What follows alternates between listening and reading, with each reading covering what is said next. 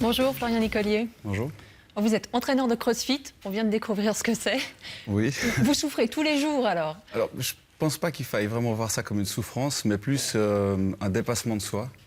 Et le sentiment qu'ont les gens qui se dépassent, c'est d'arriver à faire quelque chose qu'ils ne pensaient pas être capables de faire. Et ainsi se sentir bien, uniquement, même si c'est quelque chose de petit, une petite progression.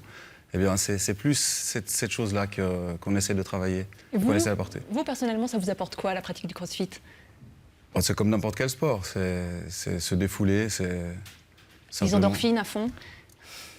J'ai fait d'autres sports qui étaient un peu plus extrêmes que le CrossFit, mais c'est vraiment une question de philosophie de vie en faisant un effort régulier et surtout en essayant chaque fois de se dépasser. Et en fait, le fait de se dépasser, peu importe quel niveau, ça apporte un sentiment d'être arrivé à faire quelque chose. Alors, c'est pas gravir le Mont Blanc ou l'Everest, mais juste ces petites choses, ce petit dépassement qu'on pensait pas être capable de faire, apporte une satisfaction qui peut nous donner un sentiment de bien-être. Vous disiez une philosophie de vie, alors on a un philosophe juste à côté de vous. Bonjour Yannis Constantinides. Vous êtes l'auteur de ce livre, Le nouveau culte du corps dans les pas de Nietzsche, paru en 2013 chez François Bourin. Alors cette philosophie de vie qui veut que le corps, qu'on se dépasse grâce au corps, c'est quelque chose d'assez nouveau. Alors la philosophie en soi n'est pas mauvaise. Dépassement de soi, c'est ce que justement Nietzsche préconise. Mais ce qui est en cause, je crois, c'est l'idéologie du bien-être. On l'a bien vu dans le reportage avec la détox, avec l'idée de souffrir pour atteindre le bien-être. Il y a une forme d'ascèse, en fait, il y a une forme d'injonction au bien-être, comme quoi le bien-être est une sorte de récompense, je dirais, laïque, à quelque chose qui était avant une sorte de grâce religieuse. Donc on atteint une sorte d'état de grâce par l'expiation de la souffrance du corps. Donc il y a une forme de torture, paradoxalement, pour arriver au bien-être. On fera réagir Florian Nicolier à la torture, mais d'abord, je pense que le vocabulaire parle à la théologienne qui est face à vous, Marie Senec, bonjour. Bonjour. Vous êtes pasteur dans l'église protestante de Genève. Et vous, alors, ça fait une dizaine d'années que vous proposez des ateliers de méditation, corps et esprit, dans l'église protestante, ce qui est pas commun. C'était quoi l'ambition avec ces ateliers? Alors, à la base, c'était simplement de pouvoir partager mon goût du silence. Dans une société où nous sommes toujours en train de courir, où nous sommes toujours dans l'agitation et toujours sous pression, simplement s'arrêter, se retrouver avec soi-même et goûter au silence. Parce que je pense que ce lieu d'intériorité permet de se rencontrer soi-même. Et si on ne se rencontre pas soi, comment peut-on rencontrer Dieu? Donc c'était vraiment très basique, s'arrêter. Et puis il y avait aussi pour moi-même l'envie dans mon ministère de m'offrir des plages comme ça, de pause et de prière. Parce qu'on a tendance à être assez agités, nous les pasteurs. Donc si on a ça si on peut partager ça avec d'autres, ça nous permet aussi de rentrer dans une discipline et un effort avec d'autres. Vous dites le silence, mais la méditation, c'est souvent associé à une espèce de musique zen, de bien-être, justement. C'est pas dans cette optique-là que vous la pratiquez? Alors, il y a bien sûr il y a les bons effets secondaires de la méditation qui font que ça permet de calmer le corps, de calmer l'esprit, de se sentir mieux. Mais la manière dont je pratique la méditation est quand même dans une conscience d'une transcendance, de quelque chose qui nous dépasse. Et je la vis plutôt comme un chemin, un travail intérieur de dépouillement et de retour à l'essentiel. Cette notion de torture dont parlait M. Constantinides, Florian Nicolier, s'astreindre à quelque chose de très dur pour se dépasser, qu'est-ce que vous en pensez? Je pense que ça dépend à quel niveau on se situe, quelle est sa propre condition physique et quels sont ses objectifs. Après, c'est sûr que si on veut gagner une compétition, et parmi mes athlètes, j'ai des compétiteurs, c'est sûr que lui doit s'astreindre à parfois des tortures et se forcer à y aller pour pouvoir progresser. Après, d'autres sont plus raisonnables. Et même si on a l'impression, vu de l'extérieur, que c'est une certaine torture, c'est simplement juste se dépasser un peu et transpirer. Et ça fait, en fin de compte, ça fait du bien. Mais c'est pas tant de torture que ça, en fait. Moi, je verrais pas ça comme ça. Ça fait du bien. C'est ça, le bien-être, vraiment? Non, ça fait du bien d'avoir eu ce sentiment de s'être dépassé, d'être arrivé à se dépasser. Le bien-être, finalement, c'est quoi? J'ai envie de vous poser la question à tous. Yannis Constantinides. Alors, le bien-être n'est pas en cause. Je crois qu'il faut bien distinguer les choses. Le bien-être est une bonne chose, évidemment, comme le yoga, comme la méditation. Alors, on a vu corps et esprit, alors qu'aujourd'hui, on a des méditations qui visent à évacuer le stress, qui visent du sport pour maigrir, pour des raisons qui sont tout sauf spirituelles, où on vise aucune transcendance. La méditation, à la base, et je parle de toutes les méditations corporelles, le yoga, le zazen, toutes les méditations qui sont des très grandes philosophies, elles qui ne sont absolument pas en cause. Mais ce qui est en cause, c'est leur utilisation en Occident. C'est tout ce que le New Age en a fait. C'est-à-dire des pratiques, en fait, de réalisation uniquement corporelle. Alors que le yoga, à la base, même le hatha yoga, le yoga du corps, vise à dépasser la condition corporelle. Donc à libérer le corps, libérer le souffle, libérer aussi l'esprit par là. Le bien-être, Marie Sénèque, c'est quoi pour vous? Alors, le bien-être, je l'associerais à un état de paix et de tranquillité. Mais je voulais revenir par rapport à la question, enfin, cette critique de l'utilitarisme en fait, ne pas utiliser ces techniques qui on n'a aucun jugement moral à avoir en fait sur ces techniques. Elles peuvent nous faire du bien, mais c'est toute l'idéologie qui est derrière.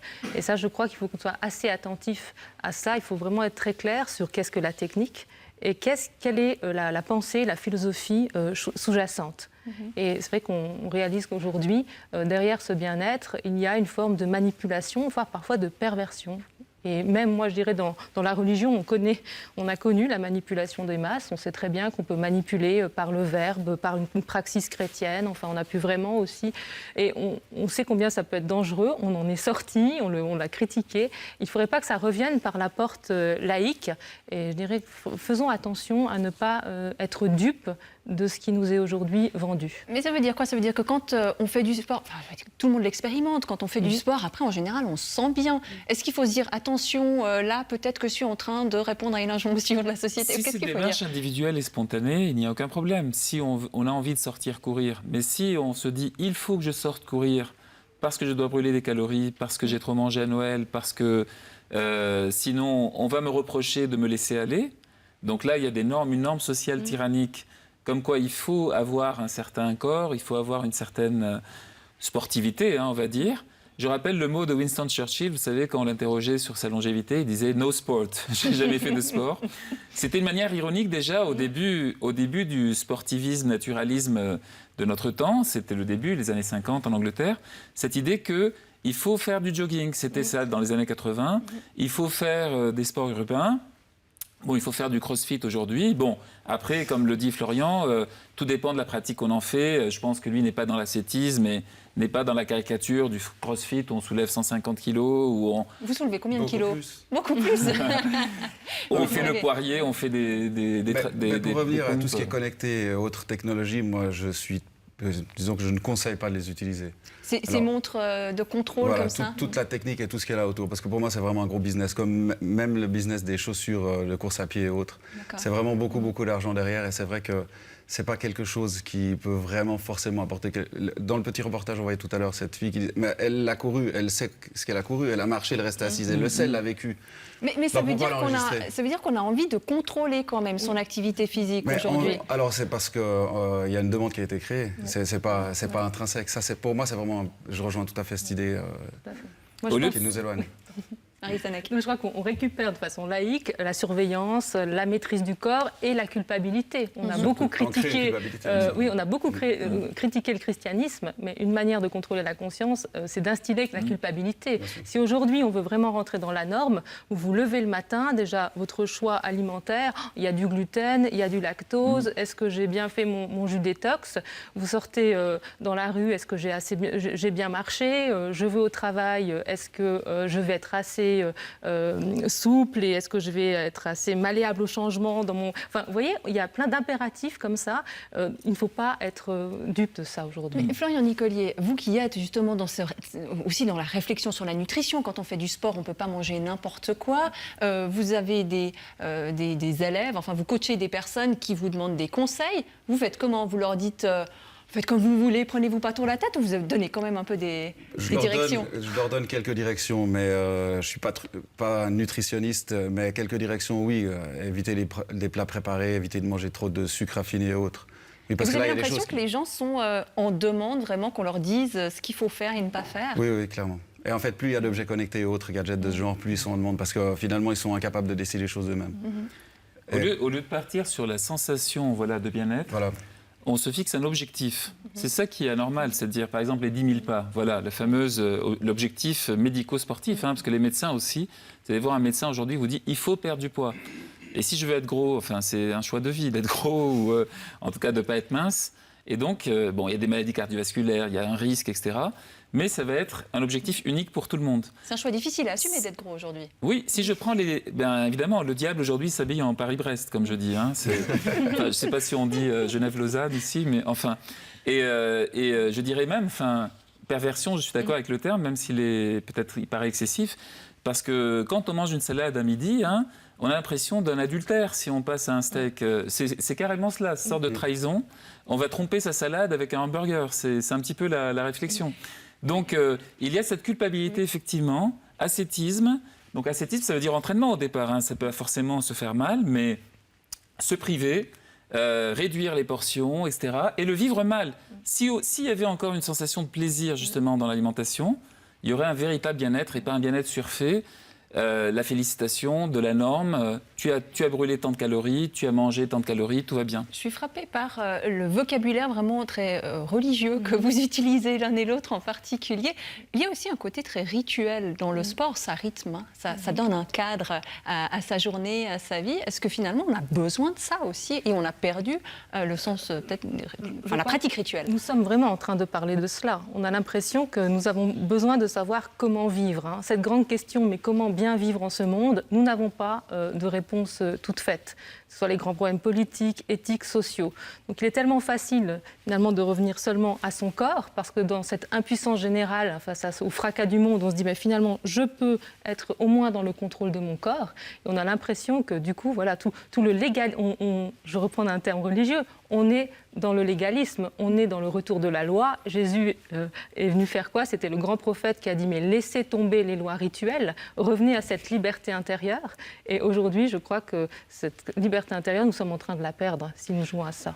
Florian Nicolier, avant que vous partiez, parce qu'il va y avoir une deuxième partie à cette émission et vous allez céder votre place, mais est-ce que vous avez l'impression d'avoir un rituel grâce au sport? Est-ce que c'est quelque chose qui vous permet C'est mon métier, donc forcément que j'y suis quotidiennement et plus que ça. Mais je pense que pour beaucoup, c'est important d'avoir ce rendez-vous et ça permet d'avancer. Un rituel... Peut-être aussi, oui. Une forme de dévotion au sport aussi, peut-être? Aussi pour certains. Après, c'est vraiment une question de où les gens... quels sont les objectifs des uns ou des autres.